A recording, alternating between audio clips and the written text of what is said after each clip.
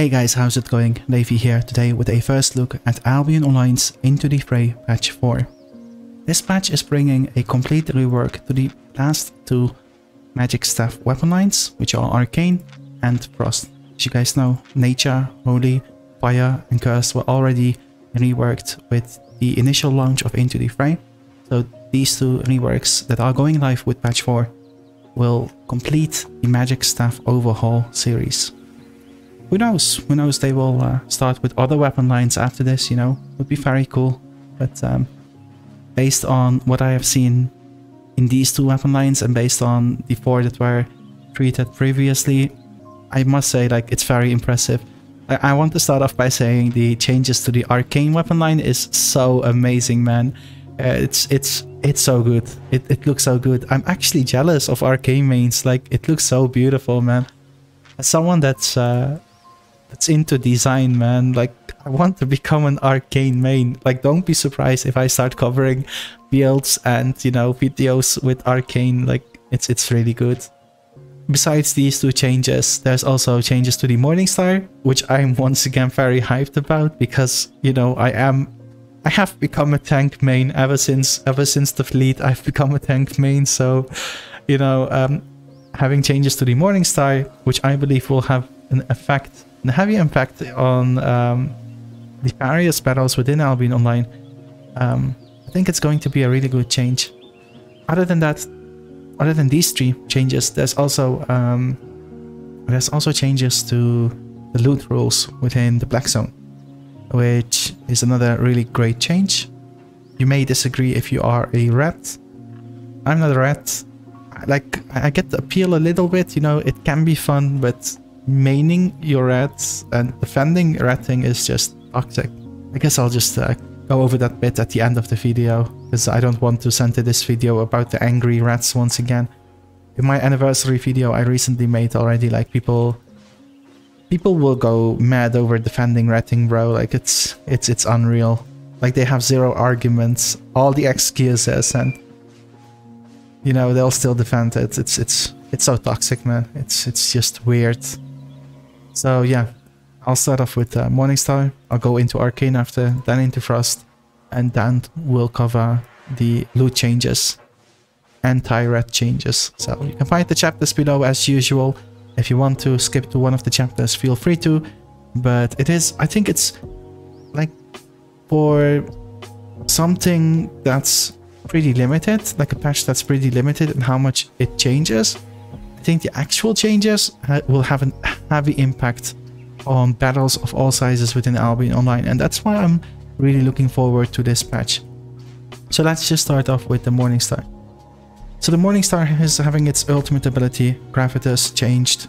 Well, it's actually renamed as well. It wasn't Gravitas before. I'm not sure what it was actually, but I do know it was like a one-way route that lasted very long, right? It was super good for ganking, but now with the changes, when you hit less than 3 enemy players, the route will end early, so it won't be as good for routing anymore. So it is a direct nerf to routes, to ganking, when less than 3 targets, but it is a huge buff towards team play. Now it has become a 2 combo ability, in which first you dash towards a targeted position and then you conjure the gravity field as previously, where you start routing enemies for extended periods. This is what it looks like, yeah. So this is your range, so you can dash freely, and then you can use your E once again within 3 seconds to pop this amazing looking ability. Like, the visuals are absolutely stunning. And I just got the gamer treatment here. I got the gamer hunch. So how did we fix this? We fixed this by getting in some exercise in, yeah. And this goes for both real life as well as Albion. So if you get some exercise in, there we go, a huge jump. You can actually fix your posture. That being said, the reason I'm hyped about this change is because the Morningstar will now become an engaged weapon. And honestly, we were lacking engaged weapons, which also meant we were lacking diversity in how battles are played out in Albion Online. You would either engage with the Camden or Hand of Justice most of the time, right? Like those are like the plump makers. You would have like some maces. Like in the current meta, you would have some heavy maces. Jump the enemy with the snare charge, you know, walk into their backline, and then you would have your Hand of Justice and Camlan clump them together. And that was pretty much it, you know. Camlan and Hand of Justice have been the main engage weapons for the longest time. Now we're finally seeing a third weapon that will become a third engage weapon. So this will definitely impact the way battles are played within Albion Online. And that's why I'm so hyped about this change. I would say the one-handed mace is also one that was an engage weapon, but that was mostly for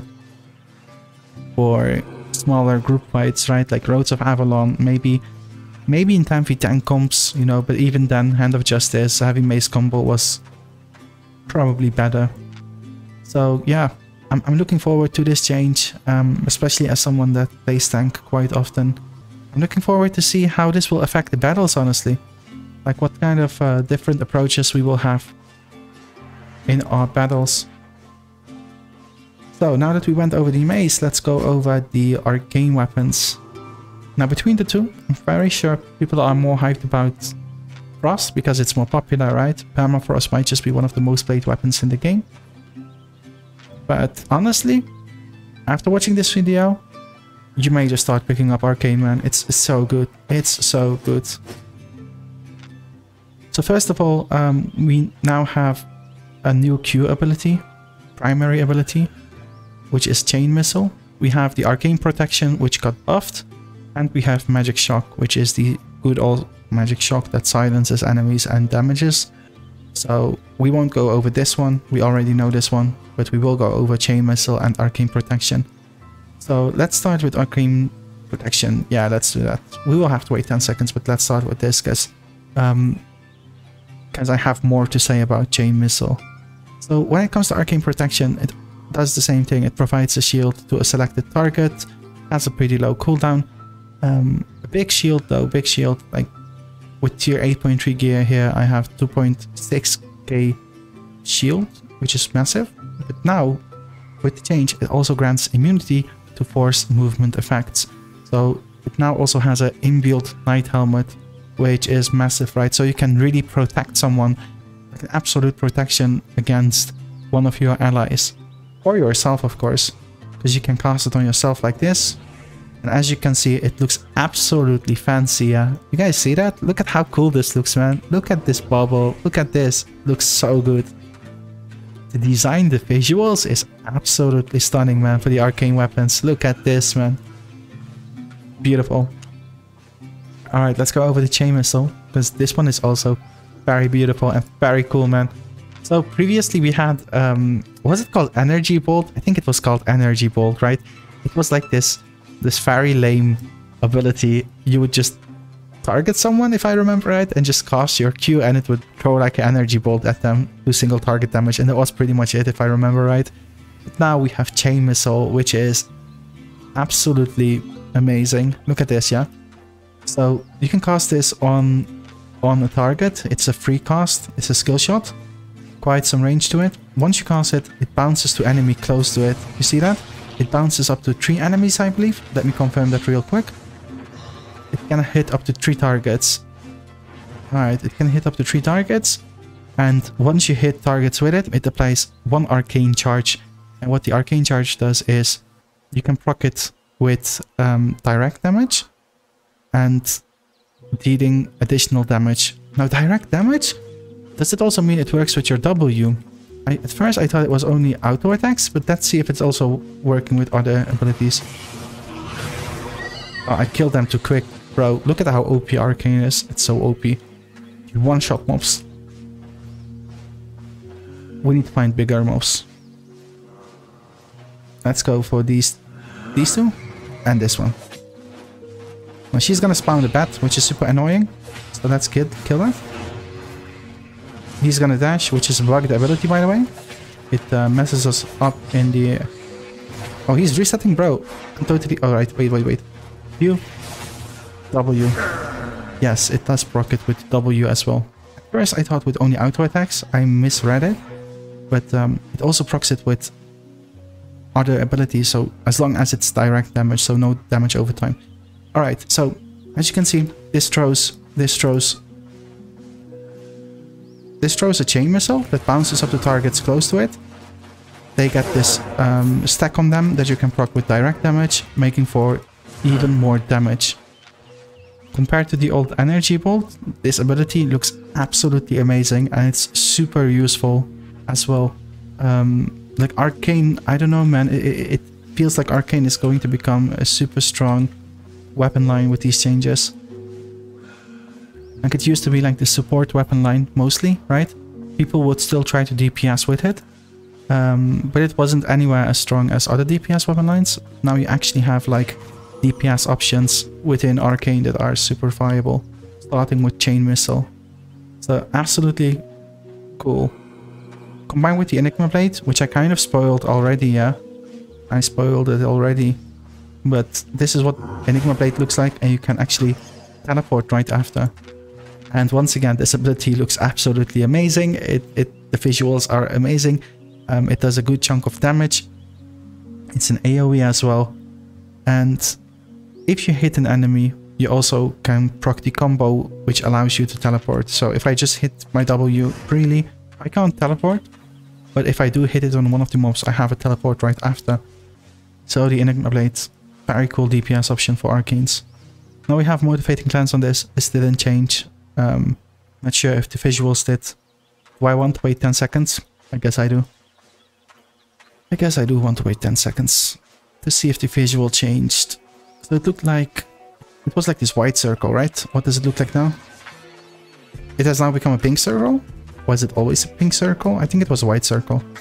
Now it has become a pink circle. Frazzle hasn't been changed either. Well, actually it did change. It did change. I'm lying. So this is something I actually remember because we talked very recently with one of our guild members, which is an Arcane main, and he said like Frazzle might just be the only ability in the game that has a percentage defense reduction. But now, as you can see, it's a flat defense reduction. So it used to be like decreased defense by 21% for 4 seconds. Now it's like decreased defense by 77. Let's see if this looks any different from before. I wouldn't know, honestly. Does it? I guess it does. I guess it does. I have no idea. I haven't seen Frazzle being used ever, almost ever, right? So, alright, so Motivating Glance, Frazzle, Empowering Beam, they're all the same abilities. Even Mimic is still the same ability. But I must say about Mimic that some of the Mimicked abilities have changed, right? And as I'm making this video, a couple hours ago, Retroman, he posted a new update for this patch. So at first only the Axe Mimic would change from Raging Blades to Adrenaline Boost to Battle Rush. It's actually changing to Battle Rush now. I didn't get that at first. So the initial idea was that mimicking Axes would give you Raging Blades at first, which it did. It would be changed to Adrenaline Boost, but now it's actually being changed to Battle Rush. So it's taking a more supportive approach, yeah. The Frost Staffs also, it changed from Frost Nova to Glacial Obelisk, which is a new W, so you will see about that in just a bit.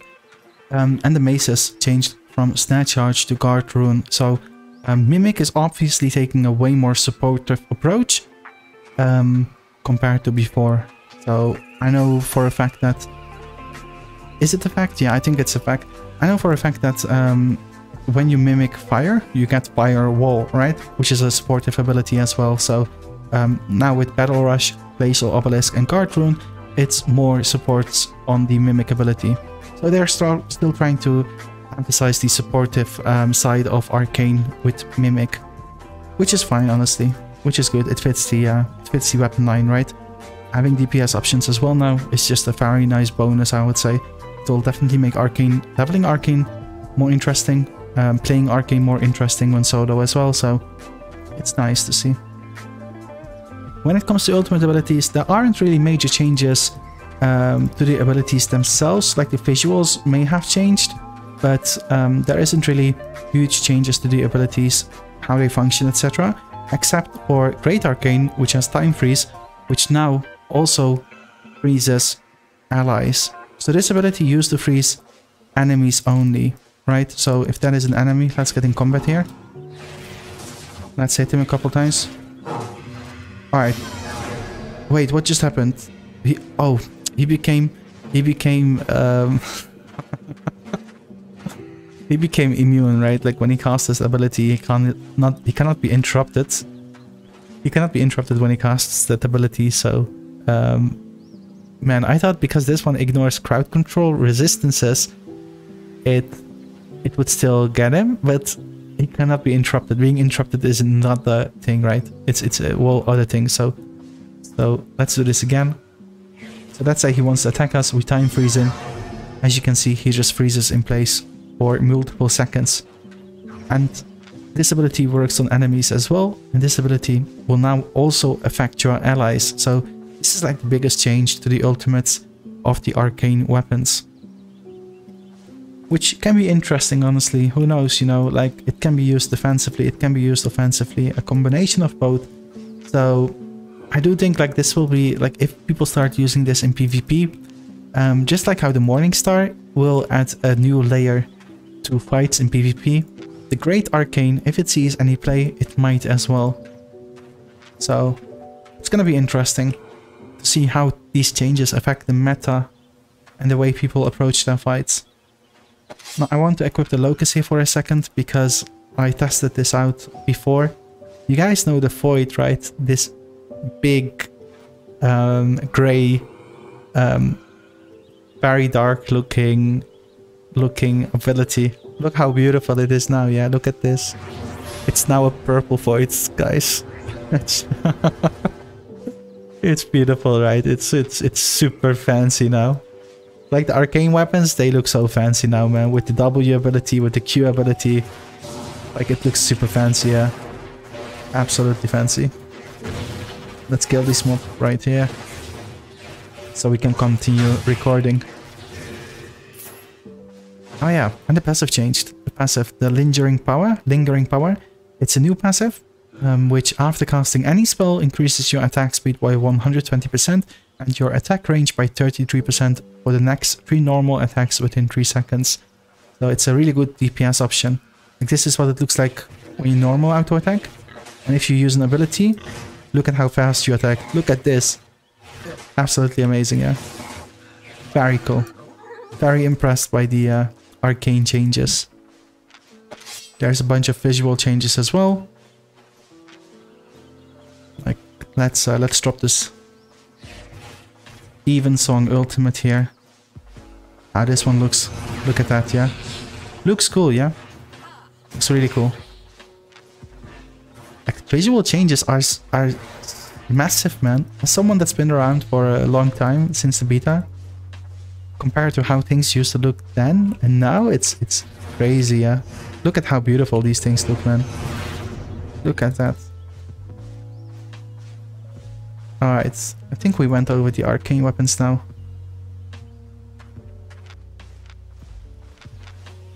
Not sure how the enigmatic looks though. Kind of curious about this one, but I need an ally. I don't have an ally here, so I can't cast that one. Alright, let's hop on to the Frost changes. Which one should we equip with that? Let's go with the Great Frost? Yeah, let's go with the Great Frost. Let's do that. Alright, so Frost as well has changes to the Q abilities. 2 of them were removed and replaced by new abilities. Now we have Frostbite and we have Frozen Surge. And Ice Shard is the one that wasn't affected. So you guys know about Frost that 99% of the time, 100% of the players would be on Ice Shard. They would be on Frost Nova together with the aggressive caster passive, right? This was the ability setup for all the Frost for the longest time, which made the Frost very one-dimensional, right? I think only in Corrupted Dungeons maybe people would go for one of the other Qs, one of the other primary abilities.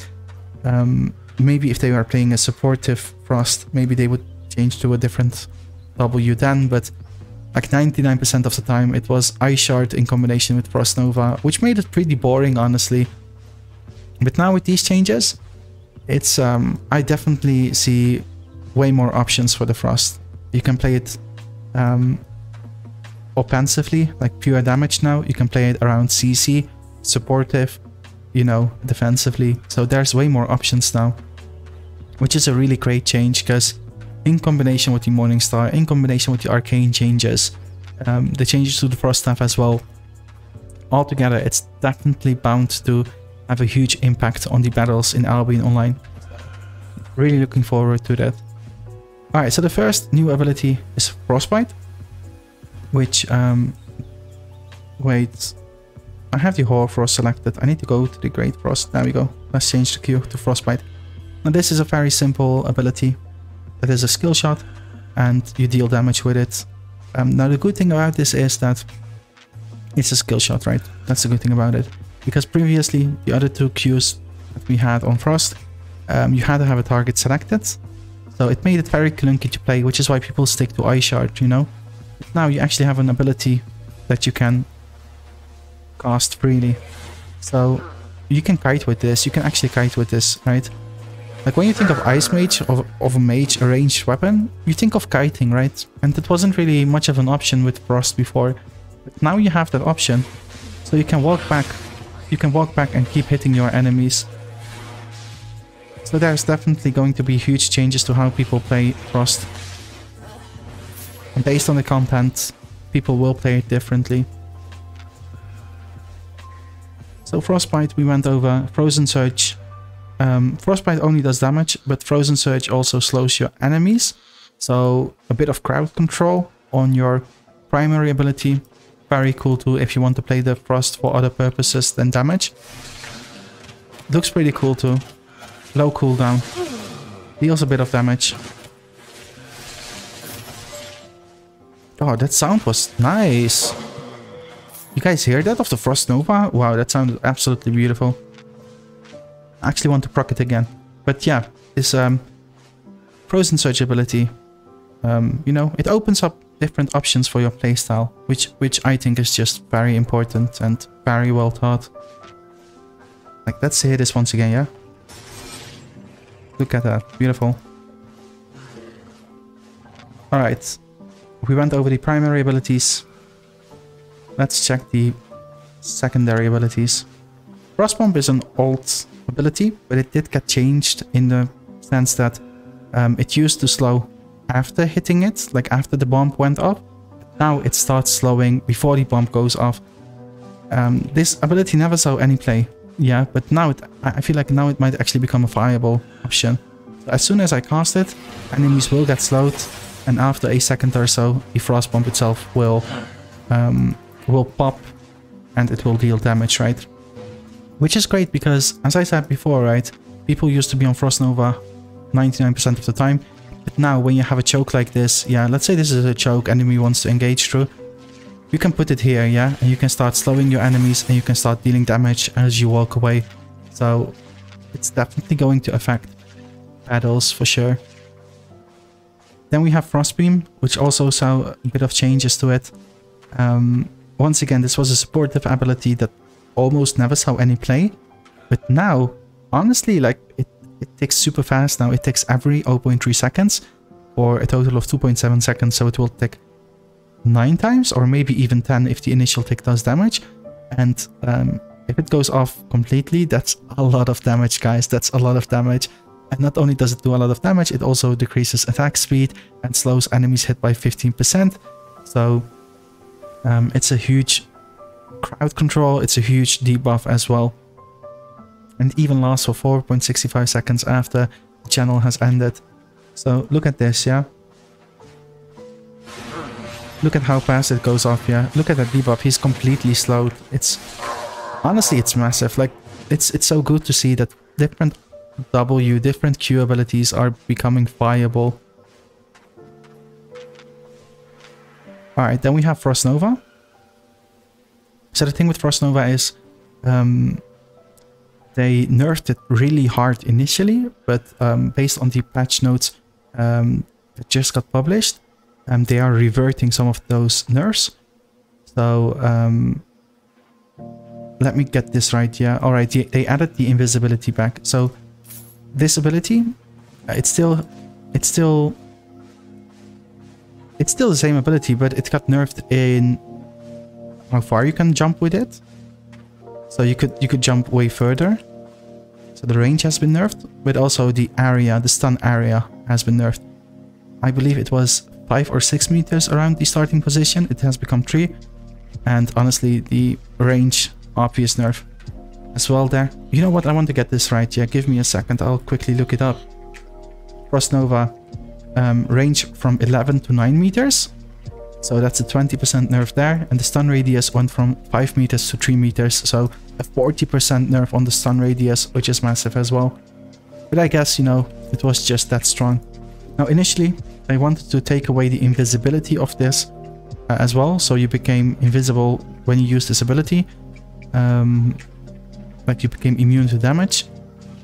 Or it was like an iframe, I suppose. But now they're reverting it and they're adding the invisibility back. So, you know, I think it was nerfed to the ground basically in its current state. So having that invisibility back will do it good, you know. It will keep it as a viable ability.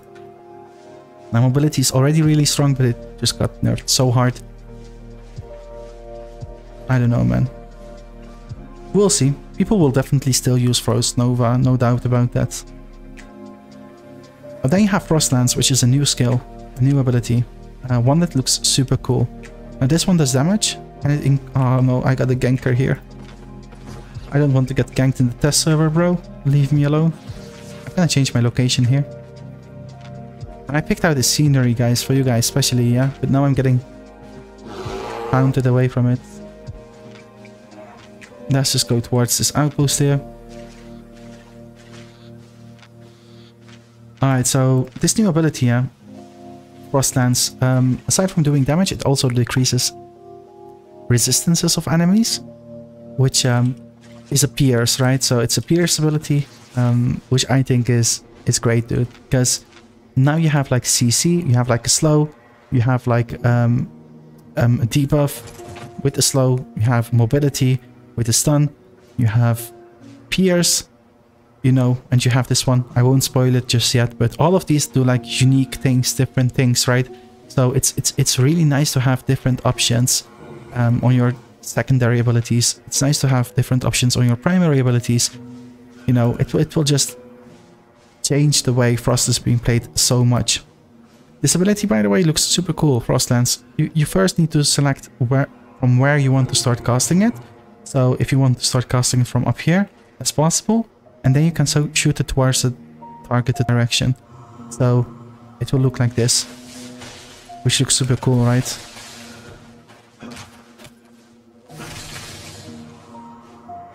So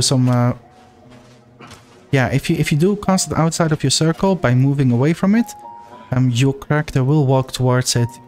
So you need to make sure you keep the circle within. You keep the starting position of the skill within the circle, basically, the circle around you. It is definitely an ability that has a bit of a skill gap to it, and it requires some practice to get used to, for sure. But it is a nice ability addition to this weapon line. Now then we have the Glacial Obelisk, which once again is a new ability to the Frost weapons. This one creates a Glacial Obelisk at the targeted position, lasting for 6 seconds, and it can be used both as a buff for you and your allies, but it can also be used as a crowd control that deals damage. And you can also use it as both at the same time, because it affects the entire ring, right? So once you cast this ability, you will have this area on the ground for 6 seconds, and it will increase the damage and cooldown rate of your allies by 15%. Which is a nice buff, so you can play it as you can play this ability. You can play the ice as a supportive role as well, right? If you recast the ability within 6 seconds, you will also deal damage to your enemies and slow them by 40% for 9 seconds. So if I cast it here, it's a buff. If I recast it, it explodes, it slows the enemies, and it does some damage to them. So it's a very nice supportive addition to Frost. So for example, you can place Frost supportively by placing Frozen Surge, which does slow, and playing Glacial Obelisk, which provides a buff for allies and also slows enemies on top of that once again. But you know, you can also play it as you can play it as a kite, like you can ranged kite type of thingy with Frost Lance and Frostbite, for example. Frost Bomb is really good too for kiting. So there are like different options now, different ways you can play Frost now, which is super cool. When it comes to the E abilities of the Frost weapons, the ultimate abilities, one major change is Horror Frost. Let me equip that real quick. So this weapon has Avalanche as its ultimate ability, and what it does is it creates a giant snowball rolling over enemies that does damage to them, but it also leaves behind a freezing trail that slows them, so even more CC, and you can recast this ability to do even more damage and stun your enemies. Now I did try these weapons out before because I've been recording for, believe it or not, like the entire day. I just couldn't get a proper video together because my on-to-go recording abilities aren't that great yet, but it looks like this version will be uploaded.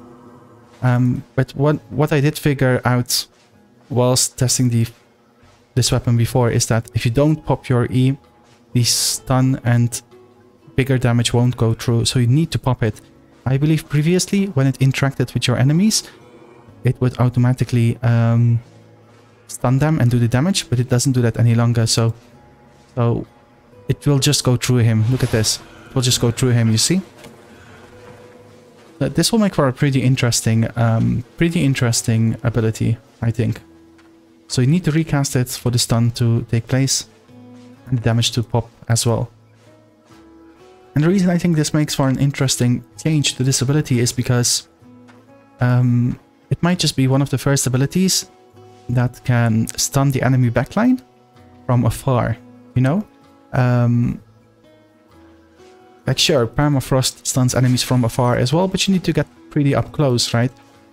And you need to, like the initial thing you hit gets stunned with the Permafrost, right? Whereas with this one, let's say your team is getting chased, yeah? And you're walking up here, up this choke. This is where all the enemies are. You can cast this ability, right? Let's say the tanks are past this choke, and they're already here, yeah? And the healers and the range of the enemy is in this choke right here. So you can cast this ability, and you can skip the tanks, you can slow them, and then pop it here, and stun the enemy backline, which is pretty unique. I think that's pretty unique. That's not something we had so far, I think, so it's definitely going to make for... like, it's going to contribute to what I was saying before, in the sense that battles will be played differently. There's more potential to the battles now. So normally you would stun the enemy front, for example, or you would have to go through the enemy front, approach the battle from a different angle, and then stun the enemy backline. You know, it was like very one-dimensional. It was like, you know, but now there's like different dimensions to the fights, which I think is pretty interesting.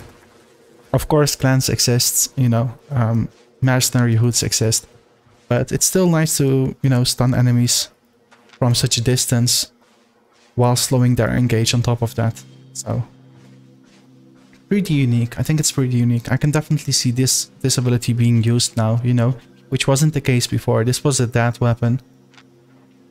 Then we have the chill how we have the Elder Frost Staff. I'm not sure. Let me see. There was one, yeah? There was one. Glacial Staff, was it? The one you can double cast? No, it wasn't this one. Great Frost, it was. Yes, Great Frost. So this ability would conjure 2 waves of hail before, back to back, but now you can actually cast them individually. So you can do this once, you can walk a little, and you can cast it once again. Previously, if you aimed it at one spot, it would cast it twice in the same place. So this is a really good change for this weapon as well.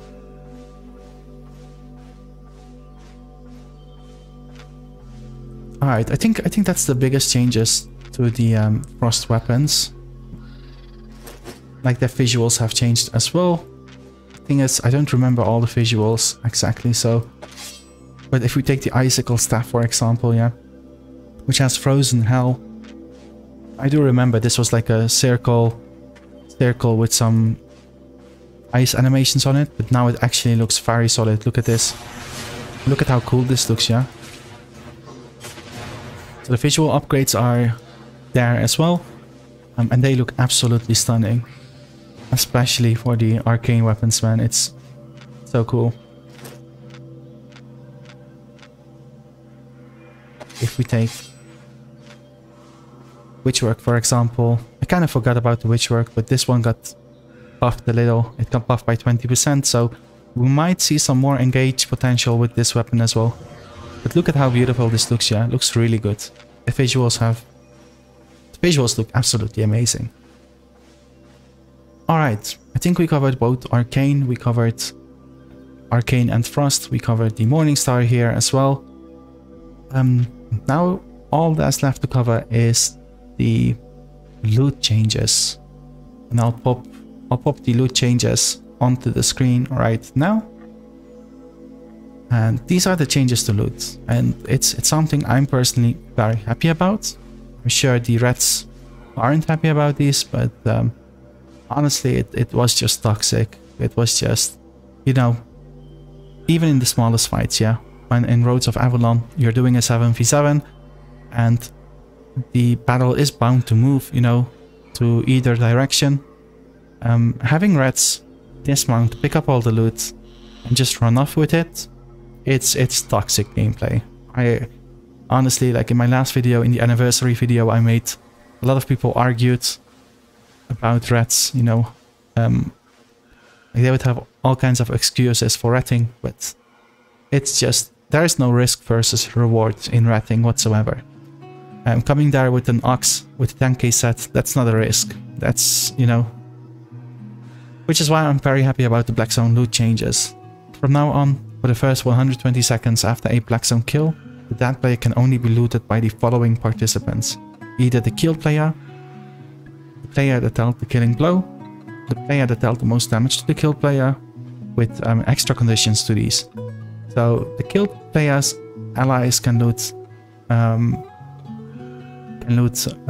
the body. So let's say I die, one of my allies, so party members, guild members or alliance members, can loot my body.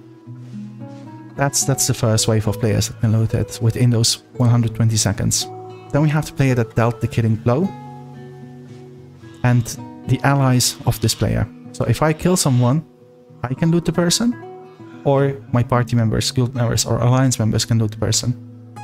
And then we have a third condition, which is the player that dealt the most damage to the killed player. So let's say these guys over here are fighting, and these two guys are together, they're killing this one, but I was also participating. I dealt the most damage to this person. Either I or my allies, once again, that can then loot this body as well. And that's for the first 120 seconds.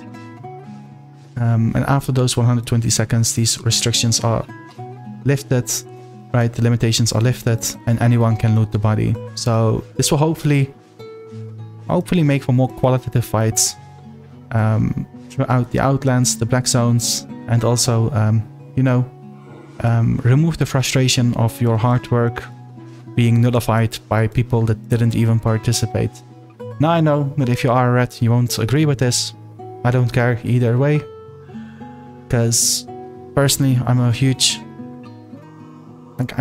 sucker for qualitative gameplay, and this is definitely adding to that. And I don't think retting was adding any type of quality to Albion Online. Now, those were all the changes and the big things that are coming with Into the Fray patch 4. I hope you had fun watching. If you liked this video, make sure to give it a like. It helps the video reach more players, more people. It helps my channel out, so thank you for that. If you haven't subscribed yet, feel free to subscribe as well, because most people that are watching my channel aren't subscribed, so that would be a big help as well. thank you for watching, guys. Hope you had fun. Hope it was informative. And I'll see you guys next time.